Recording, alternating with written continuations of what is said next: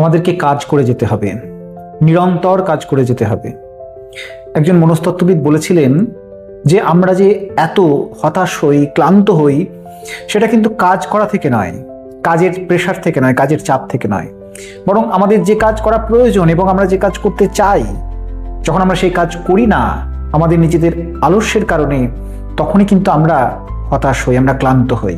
তাই কাজের চাপ থেকে নয়, আমরা ক্লান্ত হই কাজ না করা থেকে।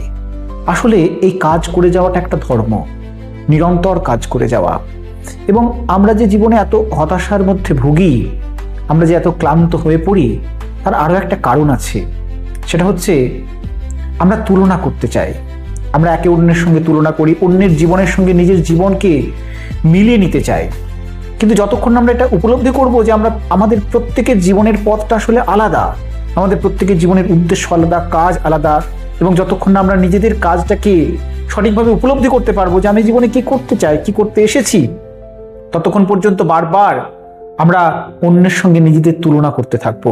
আর এই তুলনা আমাদেরকে পিছিয়ে নিয়ে যাবে, এই তুলনা আমাদেরকে কর্মহীন করবে, কর্মবিমুখ করবে। তাই তুলনা করা নয়, আমাদেরকে কাজ করে যেতে হবে। নিজে যে কাজ করতে চাই, যে কাজ করা প্রয়োজন, এবং যে কাজের মধ্যে আমার নিজের প্রকৃত বিকাশ, আমার অন্তরের প্রতিভার বিকাশ, সেই কাজ করে যেতে হবে, নিরন্তর কাজ করে যেতে হবে। আর সেই কাজের উদ্দেশ্য কি? সেই কাজের উদ্দেশ্য কি কোনো সাফল্য লাভ করা, কোনো গন্তব্যে পৌঁছানো? অবশ্যই তার একটা উদ্দেশ্য আছে। আমাদেরকে চেষ্টা করতে হবে যাতে সেই কাজটাকে আরো সুন্দরভাবে করা যায়।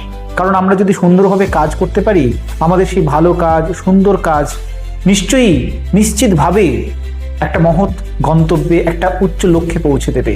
কিন্তু কাজের পরিবর্তে যদি আমরা সারাক্ষণ ধরে সেই লক্ষ্যের কথাই ভাবতে থাকি, সেই ফলাফলের কথাই ভাবতে থাকি, তাহলে আমরা আবারও কর্মবিমুখ হব, আমরা আবারও সেই কর্মহীনতার অন্ধকারে তলিয়ে যাব।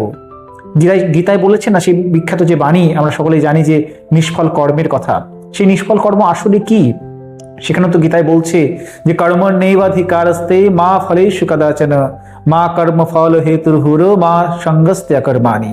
অর্থাৎ কর্ম করে যেতে হবে, কখনো যাতে আমরা অকর্মণ্য না হয়ে পড়ি, সেই দিকে লক্ষ্য রেখে যাতে আমরা আসলে ঈশ্বর কি পছন্দ করেন। ঈশ্বর কখনো ফলাসক্তি পছন্দ করেন না, ঈশ্বর পছন্দ করেন কর্মের প্রতি আসক্তি। তাই আমাদের কর্মাসক্ত হওয়া দরকার, নিরন্তর কাজ করে যেতে হবে, এবং সেই কাজের মধ্যেই আমাদের প্রকৃত মুক্তি, জীবনের প্রকৃত সার্থকতা।